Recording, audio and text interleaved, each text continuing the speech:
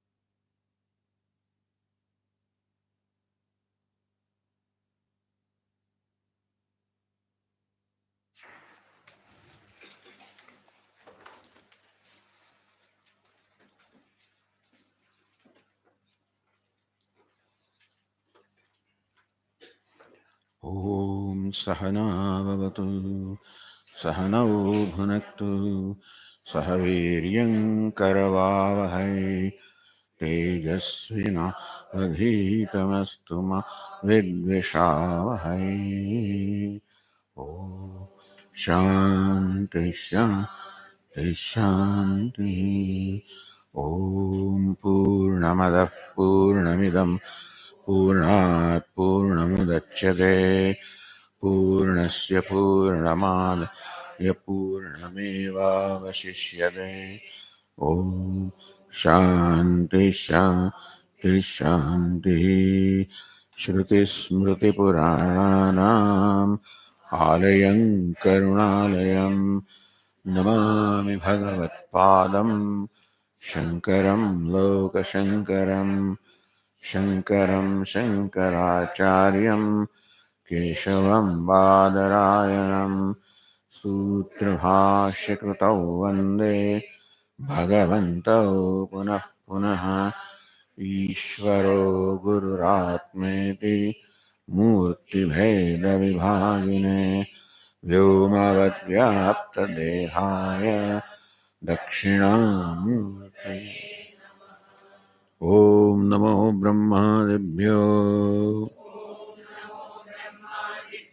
ब्रह्मविद्यासम्प्रदायकर्तृभ्यः वंशर्षिभ्यः महद्भ्यः NaMo गुरुभ्यः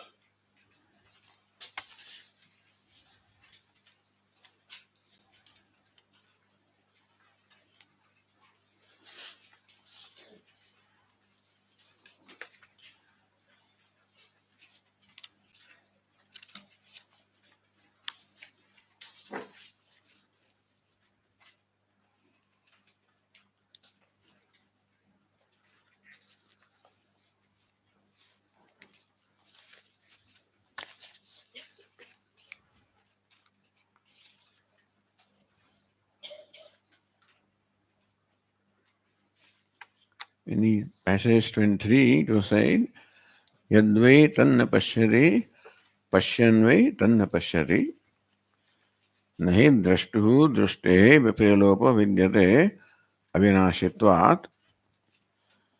So this is sort of one of the important verses. Yadvai tanna pashyati, that in deep sleep he does not see anything, meaning that in deep sleep we have no particular knowledge at all. There is darkness of ignorance. Therefore, you can say that Atma does not see anything deep sleep. Pashyanvai tanna pashyati. While seeing, he does not see.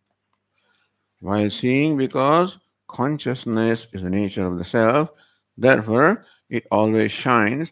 In that sense, you say that he always sees. At the same time, he does not have the means to see particular things. He doesn't have the mind, sense organs, etc., and even the objects perception not there. Therefore, the particular Vishesha Jnanam is not there. His Swarupa Jnanam is there. Two kinds of knowledge is there. Swarupa Jnanam. Jnanam, the knowledge that is the essential nature. And essential nature cannot not be. Therefore, he always shines. His consciousness. So, Pashyan, he, even in deep sleep also, he shines in his consciousness and therefore he sees. The Pashyati. Second kind of seeing is the Vishesha Jnanam, particular knowledge. See, we have Samanya Jnanam and Vishesha Jnanam.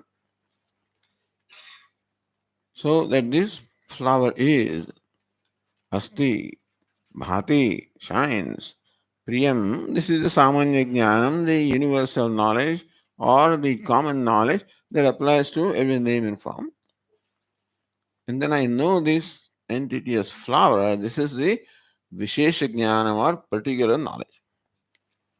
With reference to every entity, there is Samanya, Amsha or Samanya aspect, and the Vishesha, the particular aspect that this entity is applies to everything, that it shines in my consciousness applies to everything, that it is an attractiveness applies to everything.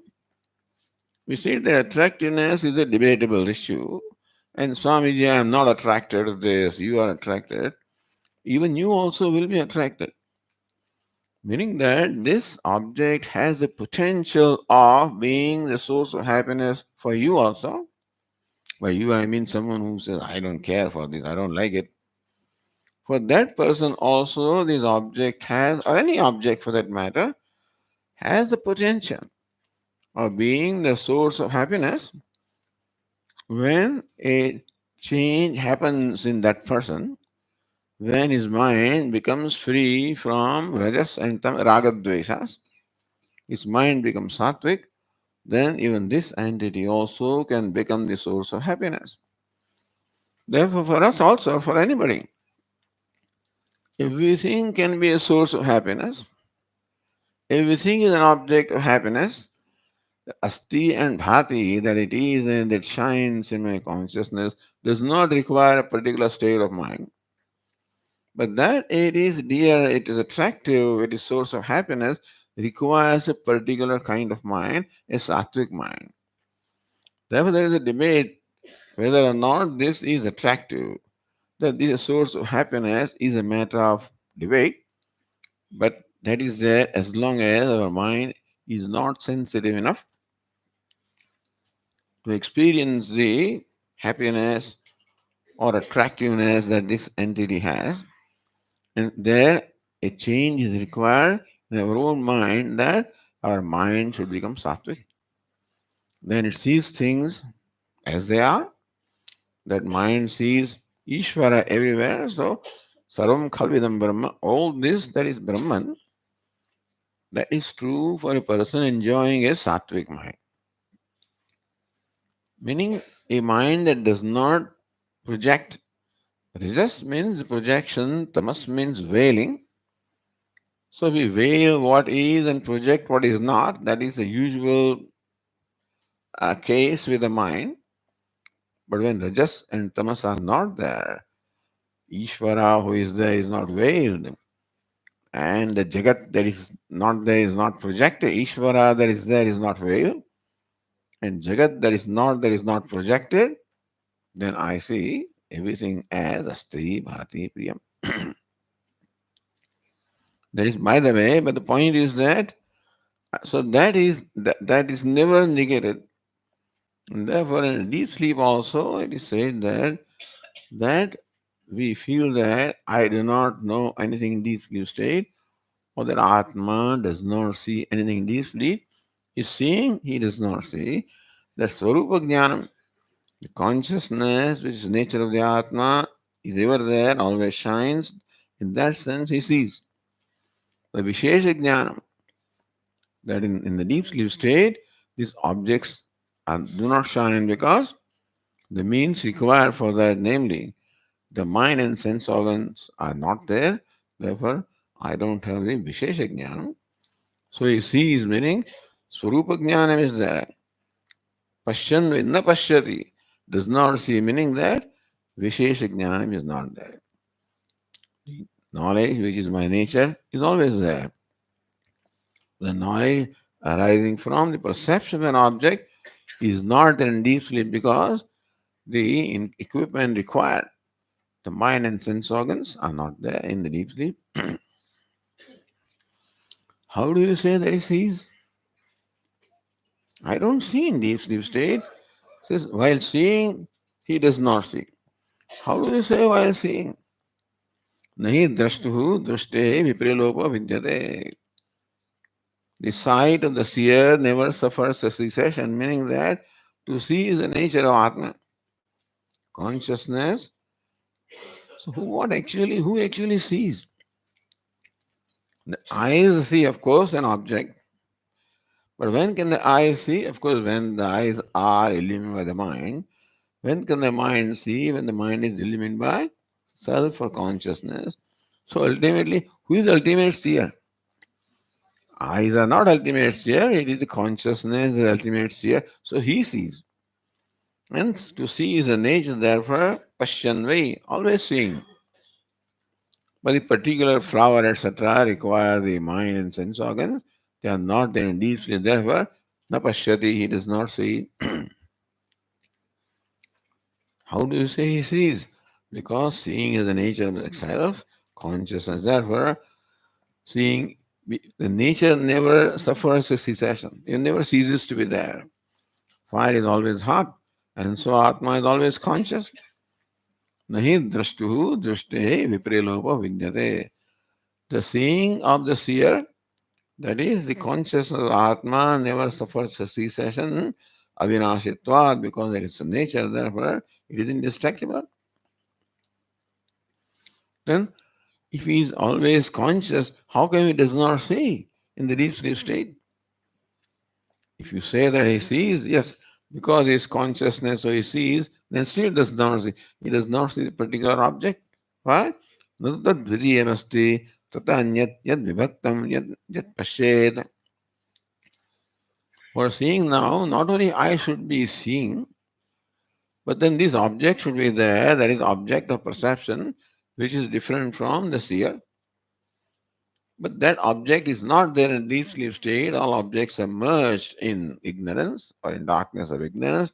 Therefore, the duality or the separateness that is required between the seer and the seen, which happens in normal cases in waking state, is not there in deep sleep state, and therefore, Vishesha Jnanam, the specific knowledge, the particular knowledge of flower, is not there in the deep sleep state, but the Jnanam, which is the nature of Atma, is there.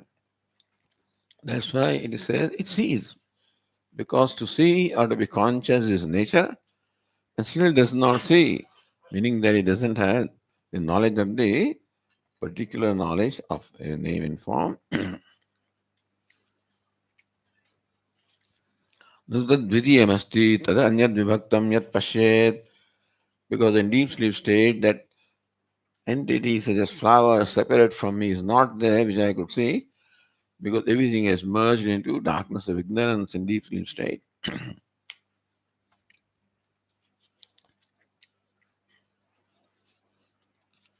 And then it goes on.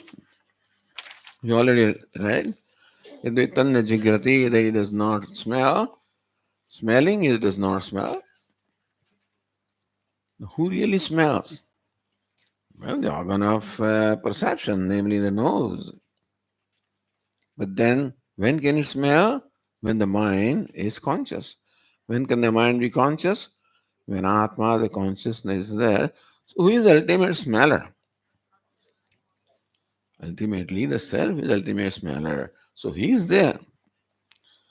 So, Atma smells in a way, just by being conscious that you can say he sees and he touches and smells and tastes and so forth.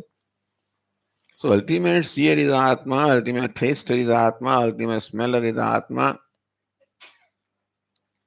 But the particular tasting, particular seeing, particular smelling may not be there.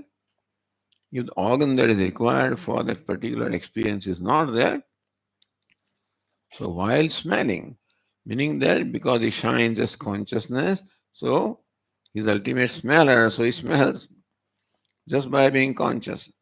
By smelling, I don't mean that Atma smells. But what we mean is that ultimately the consciousness is required for the act of smelling to take place, and that is Atma. Therefore, you can say that Atma is the ultimate smeller, ultimate seer, ultimate taster, etc. Tanna rasayate, that it does not taste, is tasting, it does not taste. Taste means being conscious. He doesn't have particular experience of taste. Tanna vadate, even while speaking, it does not speak, meaning that his consciousness, therefore, speaking cannot take place without him. So you can say he speaks in a secondary sense, but primary sense, speaking doesn't take place because it requires the organ of speech. So when it said he sees in a secondary sense, does not see in the primary sense. He sees because his consciousness, does not see meaning he does not see any particular entities because the equipment required for that seeing is not there, it was merged in ignorance. Tanna Shrunoti, he does not listen hear, while hearing he does not hear. Tanna Manute, does not think, while thinking he does not think. So, as Puja Swami said, there is a, Upanishad does not shy away from repeating itself in a way, so that it is drilled in our mind. If it is said once, then he he is seeing, he does not see. But Swami, how about smelling or speaking? That's why each one is stated here, so that we are very clear that as consciousness is ultimately seer, thinker, hearer, smeller, taster, toucher, but a particular organ creates the experience of particular seeing, hearing, thinking, etc. Then passage 29 says the same thing on the page 12.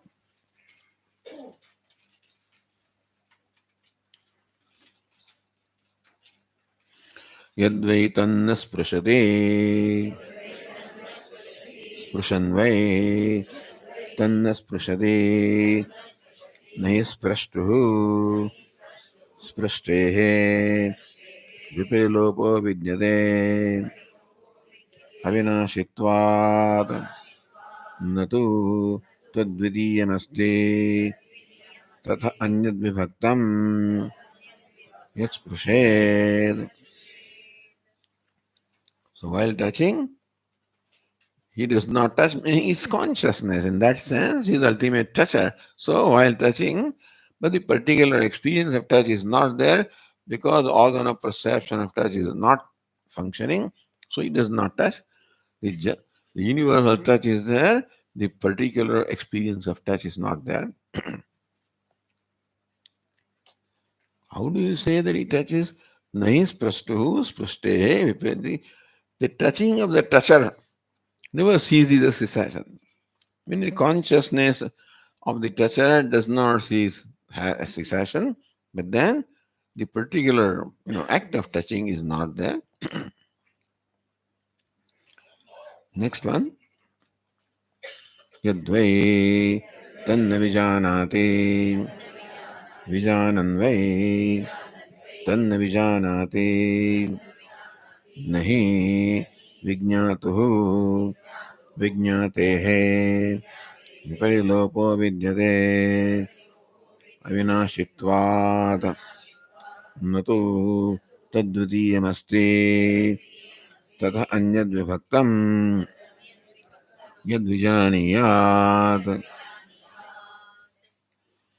That he does not know, while knowing he does not know. Because the knowing of the knower never suffers a cessation. But to know a particular thing, what you need is the organ of knowledge, like the mind, which is not there, and therefore, while knowing, which is essential nature, he does not know the knowledge of particular objects is not there in a deep sleep state. Meaning the Vishesha Jnanam is not there, Samanya Jnanam is there. In waking state, you have Samanya Jnanam that this object is, Vishesha Jnanam, this object is flower. What is Samanya Jnanam? This object is. Vishesha Jnanam, this object is a Vishesha Jnanam, particular knowledge. Samanya Jnanam, universal knowledge, common knowledge that this is. Vishesha Jnanam, particular knowledge that this is a part. This particular thing can happen through the sense organs and mind. Since in deep sleep they are not there, therefore the Vishesha Jnanam is not there, Samanya Jnanam is there. In waking, we have Samanya Jnanam as well as Vishesha Jnanam. In dream also. For the dream objects, we have the Samanya Jnanam and Vishesha Jnanam.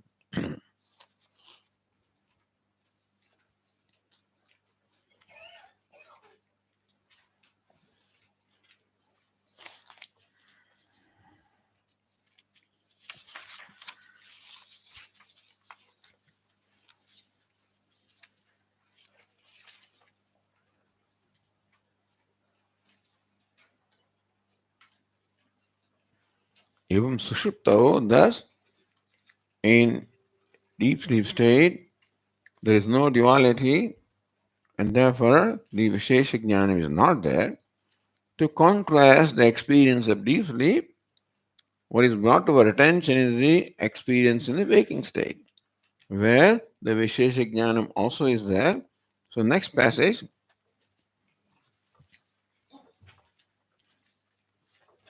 the passage 31.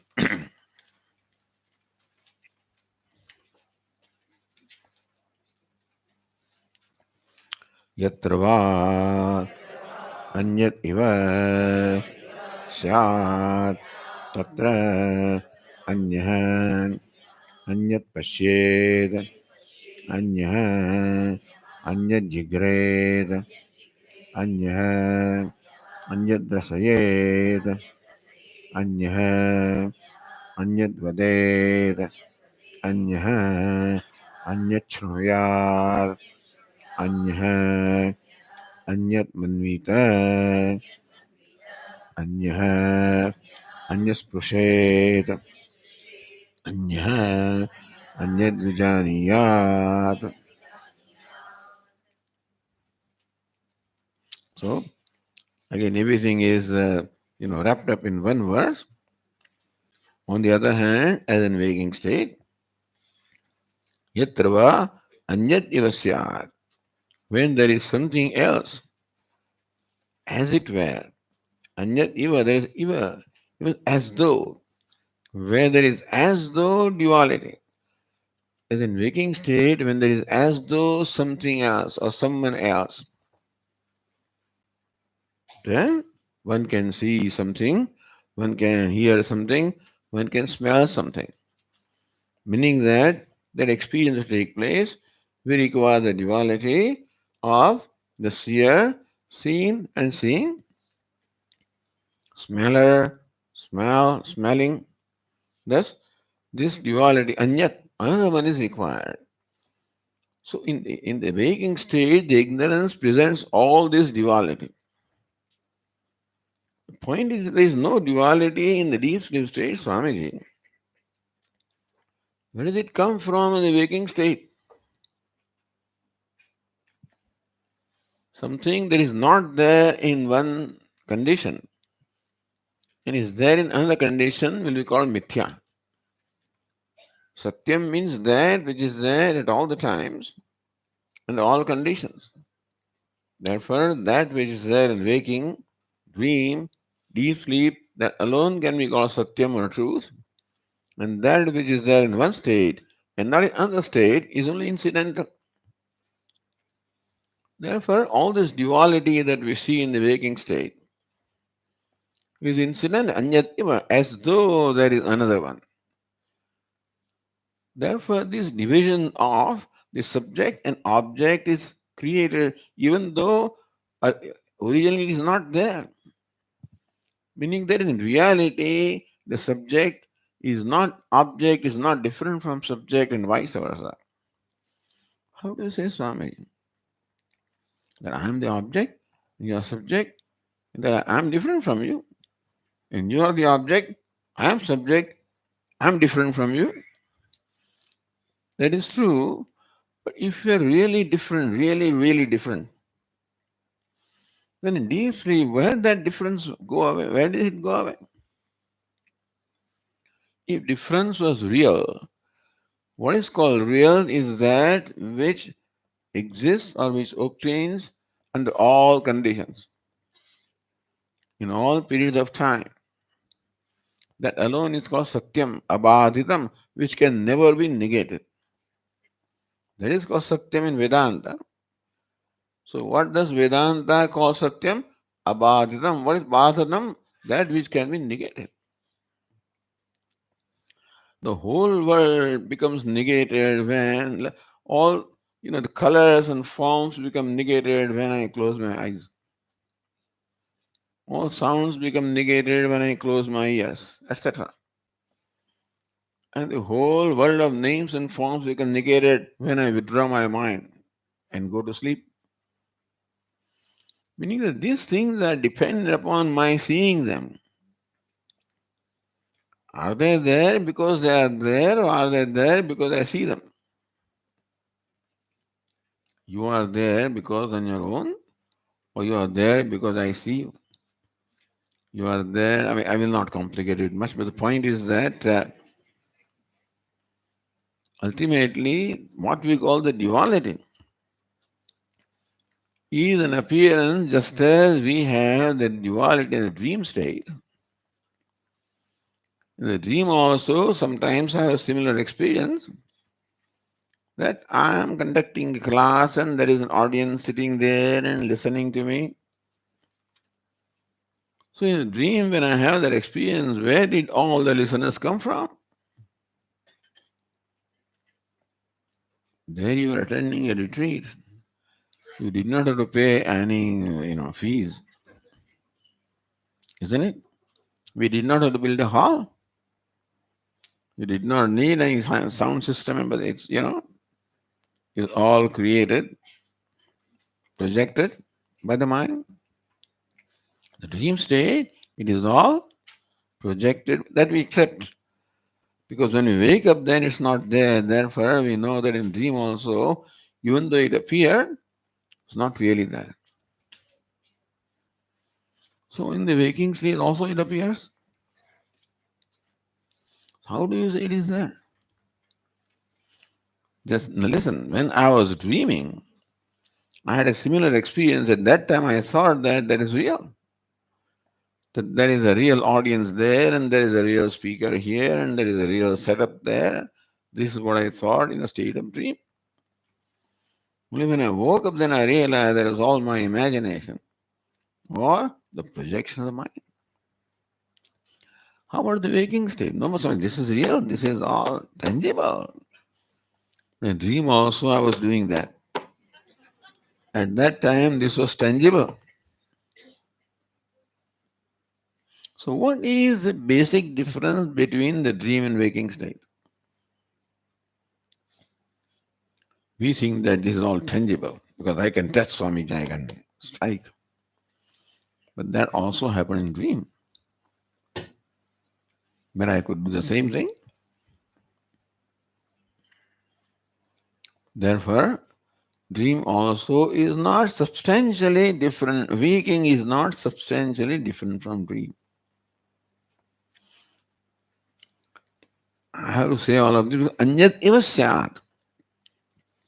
As though when there is another one.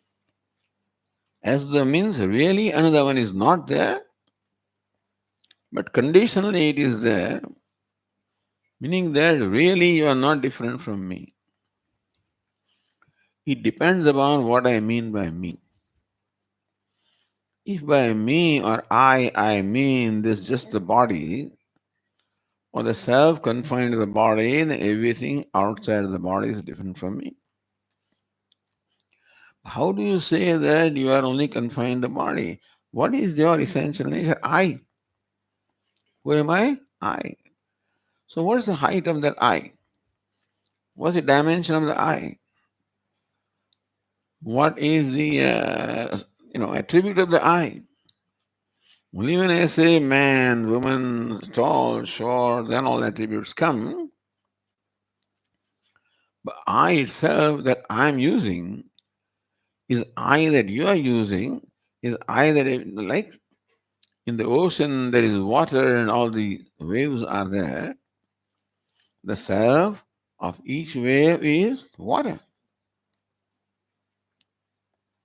And it's one that then multiplies, appears to multiply into many. Because even when there are multitude of waves, water still remains one, but many waves create the appearance of manyness, isn't it? So imagine all waves of consciousness. I am consciousness, the same consciousness you are, and this all duality or multiplicity is an appearance or a projection, just as all the waves are projection on water. Therefore, the duality that we experience in waking state We can understand the reality of this duality when you see the dream state. In dream also I experienced similar duality. When I woke up, then I found that, hey, this was all my imagination. So is it not likely that when I wake up from this state, what do you mean wake up from this state, Swami? Where do you go? Yat sakshat kurute prabodha samaye swatmanamevadvayam. First verse of Dakshinamurti Stotra says, Vishwam darpana drishyamanagrhe tulyam nijantargatam. The whole world which is within me he sees. Pashyan Atmani, he sees within himself, he sees outside. Then when he wakes up, yes sakshat kurde prabodha samaye, when he wakes up, then he sees that all this was one. In the dream, I thought it was all many. When I wake up, I realize that all dream was just nothing but one projection of one appearing as many. Because when I went to sleep, before sleeping, I was only one. When I woke up from the sleep, again, I'm the only one. In the sleep, then, when you see many, just as in dream, where did that many come from? Before dream, I was one. After dream, I'm one. During dream, then, if I have so many things, where did they come from? They came from this one, meaning that they were all projections, one projected to many. In the waking state, of course, we believe that this is a tangible thing and therefore we are really different from each other. When I was dreaming, then also I thought I was really different from you. When I woke up, I realized that that was my Brahman or delusion. See, also when I wake up from this to my essential nature, that I'm just consciousness. That I am so and so is merely a notion that I entertain because of measuring or judging myself based on my body or mind. When I judge myself by myself, then I'm just consciousness in that case. That's called waking up to recognize that consciousness is my nature. And then all of these shines in the same consciousness, one consciousness appearing as all this whole universe. As one mind was appearing as a whole dream world, or similarly, one consciousness appears as the whole waking world. All of these had to be stated at this time because yata anyat iva pashyati. When one sees as though anyat, as though different, meaning that the difference that we feel that there is between you and I is as though I and you, the difference that we see is tangible. Upanishad says as though means what? It is projected, it is imagined. So really the difference between you and I also ultimately, because you are I, there is consciousness, I am also I, there is consciousness. Yatrava anyadiva pashyat syat. So when thus this duality is projected by the mind as a dream, then anyat pashyat, then one sees the other, then anyat jigred, one smells something that is different from oneself, anyat vaded, one speaks something that is different from oneself, anyat shrunuyat, one hears something that is different from oneself, manvita, one thinks of something else other than oneself, vijaniya, one knows one such things other than oneself.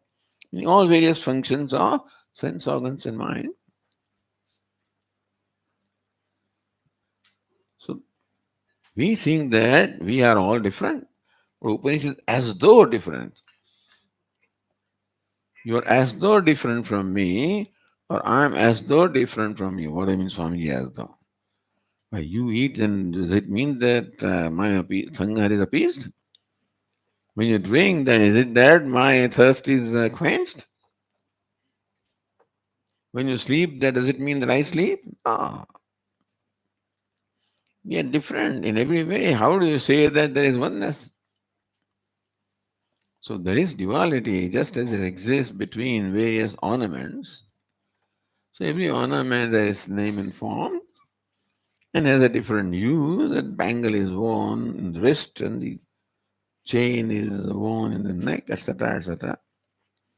But still, essentially, all the ornaments are one, namely gold. One gold appearing as many ornaments. So also one consciousness appearing as many names and forms, many living beings. Human beings are just a little minority. There are countless living, all of them are manifestation of one consciousness. It's a big picture that is presented before us, difficult to comprehend. When there is vast duality, and then the whole world and our life is based on differences. This is my country and your country. Put a line. My province and your province, a line. My city and your city, my village and your village, my seat and your seat.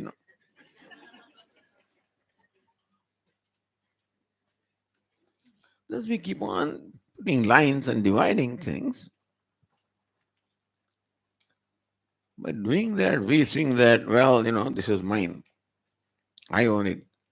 But then I do not realize, Puja Swami, I stated this once, that this is my house. When I say, I'm declaring that no other house is mine.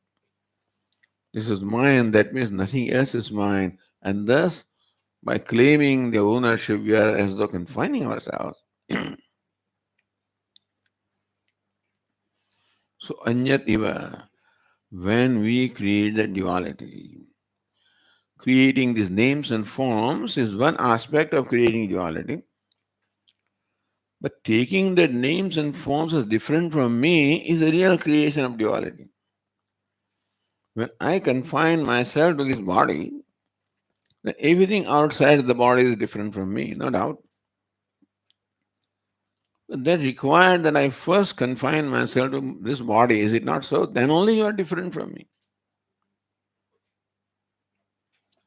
If I look upon myself as just consciousness, like this part, only one part here, but anyway, there are some there. So this part, no, anyway, yeah. Good. The Vedantins require parts.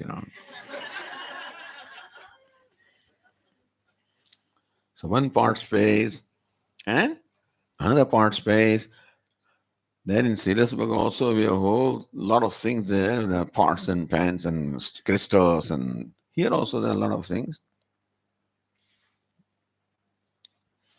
So this part space thinks that I am such and such.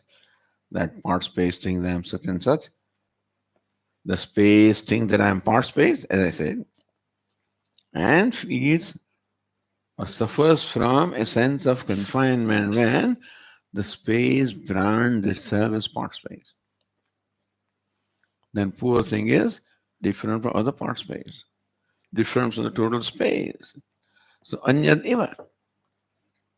This as though this part space is there, as though this another part space, as though each one fills in one part space communicates with other part space. They may be friends, they may not be very friends, etc., etc. And so that kind of a vivahara or interaction takes place. Anyadiva. One space thinks that this is a different one, and there is a total space, a hall space, and part space, and class space, and we all laugh, is it not so? How silly this space is to think that it is confined. But consciousness similarly feels that I'm confined to this. This is one part. Consciousness is like the space. Conscious that I am is confined to this part.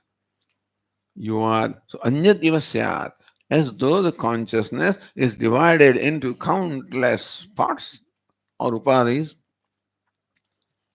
just as the space is as though divided into countless parts and many enclosures, so also one consciousness is as though divided into many entities, many upadhis, many names and forms. When that is done, then all the conflicts will happen.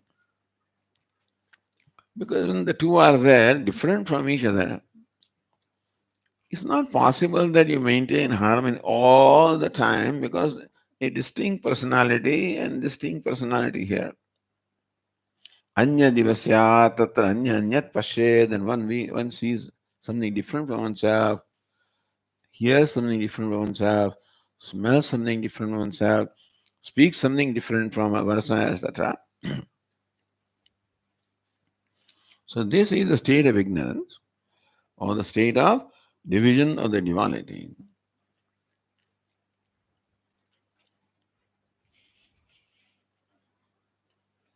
But the truth was revealed by that example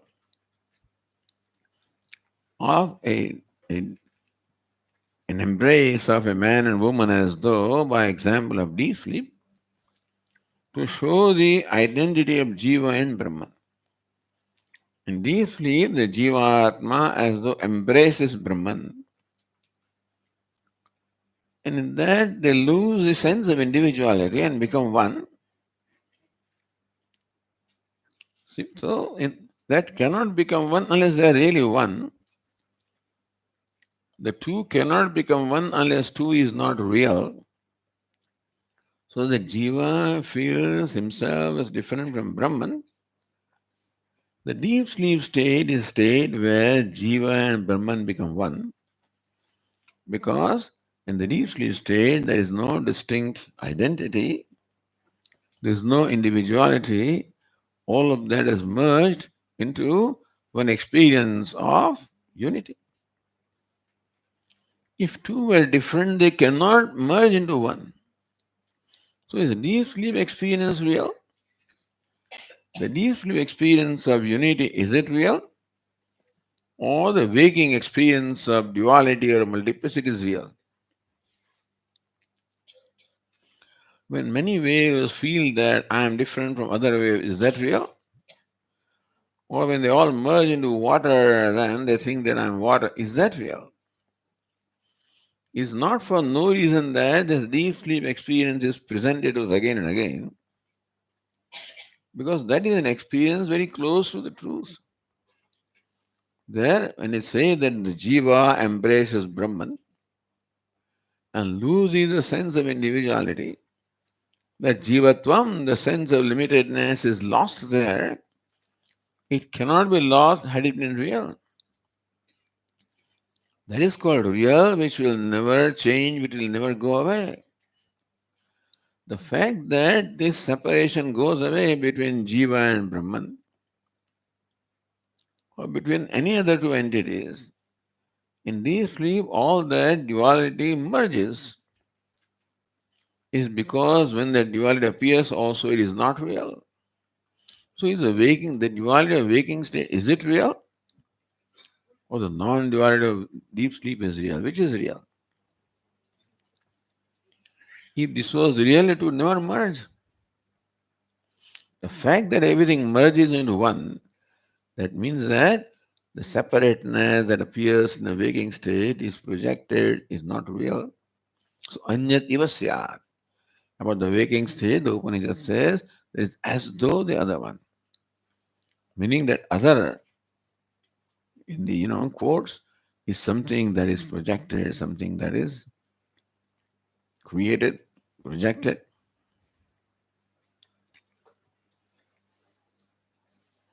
So then what's the reality? The next passage says, passage number 32, page number 13.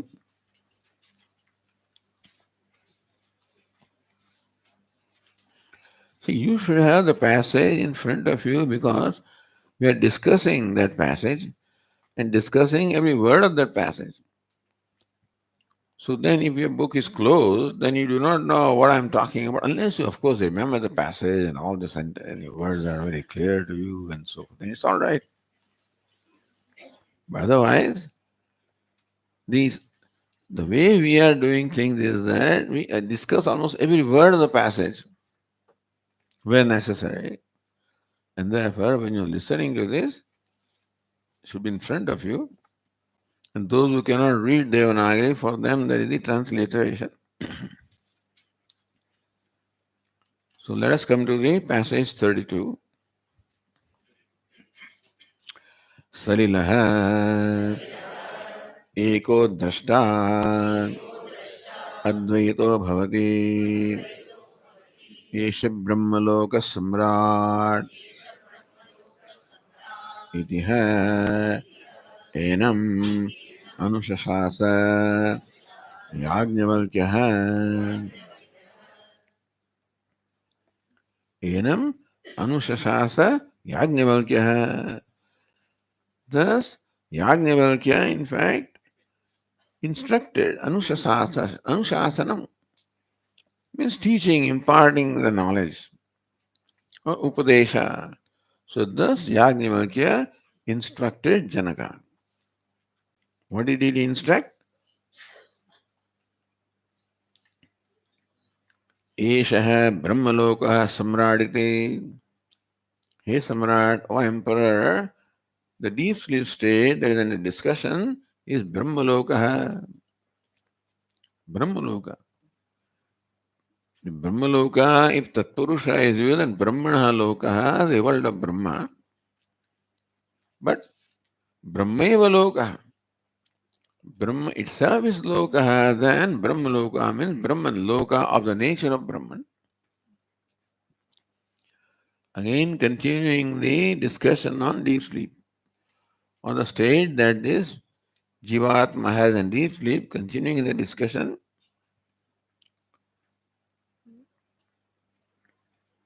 Esha Brahmaloka Samrat, he Samrat, O Emperor, this is the deep sleep state, is Brahmaloka.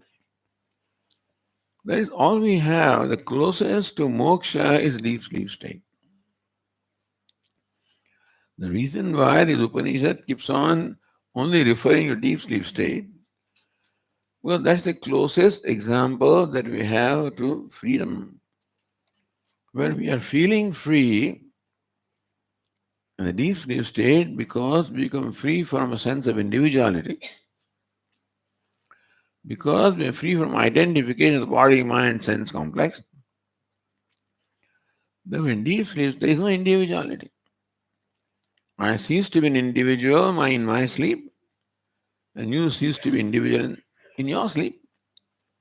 So sleep is the same where we cease to be individuals, where the individual is merged, where it emerged from. The individuality emerges from ignorance and merges back into ignorance. Therefore, in deep sleep state, that individuality is no more there.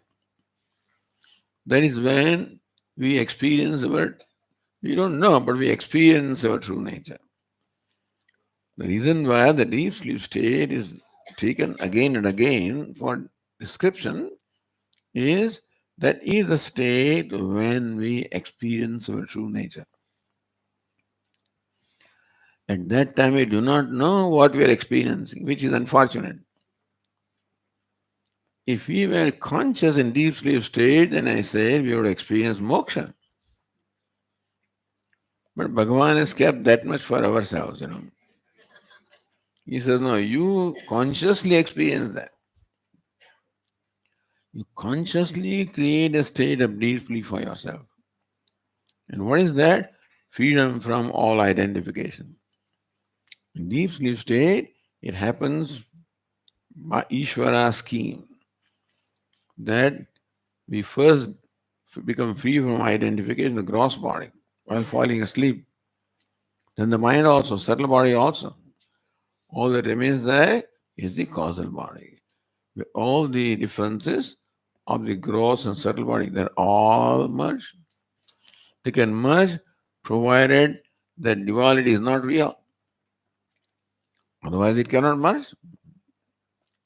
Therefore, in deep sleep state, with the experience of non duality, Therefore, that experience is taken to explain to us what non duality is so that we can consciously create that. We can consciously give up the identity with the gross body, subtle body, and even causal body in the and so that we can experience or we can see our true nature. So, what happens in the deep sleep state by the scheme of Ishvara is what we are invited to do willfully. Hey, willfully become free from identifying the gross body, willfully become free from identification with the subtle body of the mind, then you are just one unqualified self.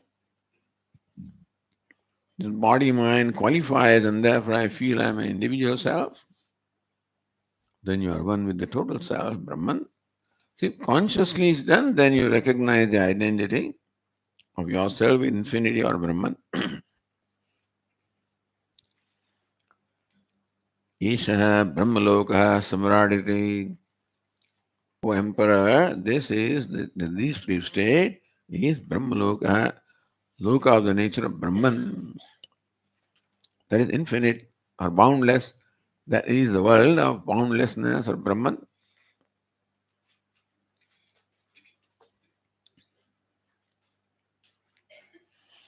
At that time, even now also, it's not that in deep sleep it all becomes one, it is one even now, except that now there is habitual identification, therefore I look upon myself as individual, different from everybody else.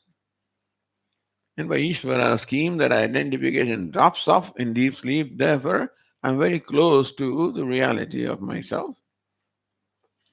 Salilaha, Ekaha, Drashta. Salilaha means water. So, water means transparent. What is meant by Salila is transparent. Shuddha, Vijatya, Vedarahita. In water, the nature of water is purity. If the impurity is something that is foreign, but purity is the nature of water. Therefore, Upanishad Salilaha, transparent and pure like water. Atma is pure, transparent like water. Ekaha, one, which means that there is none other than Atma. So, Vijatya Bheda Rahita, there is no entity in deep sleep of a different nature. All there is one Atma, there is no Anatma, there is no Maya, there is nothing. That's called Vijatya Bhedarahita, free from the Bheda or division. You know, three forms of divisions are there: Sajatiya Bheda, Vijatiya Bheda, and Swagata Bheda. Sajatiya Bheda, the division obtaining in the entity of the same class, just as between one part and the other part. They are different but belong to same class, same jati or same class, Sajatiya. Vijatiya, this entity possesses partners, this one possesses clothness, so they belong to different jati or different species. Therefore, the difference between them is Vijatiya Bheda or the division of different jati, different species. Swagata. And then within the pot also, there are internal differences because the pot is made of many particles of clay. For Nayayika is made of the two halves, They say that pot is the lower half, upper half, they are joined. That's how you become. And so, Swagata means internal difference. That is, when the pot breaks, then it breaks into various pieces, etc. Then the internal difference becomes evident. So, Sajatiya, Vijatiya, Swagata. Sajatiya, the difference between the members of same class, like one human being and another human being.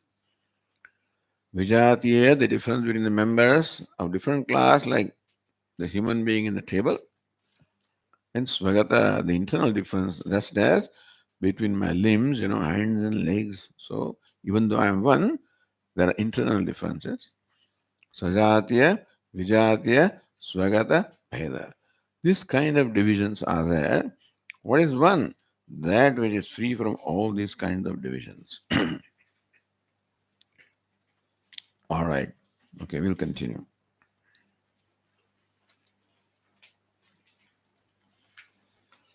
Om Purnamada Purnamidam Purnat Purnamudachyate Purnasya Purnamada Purnameva Vashishyate.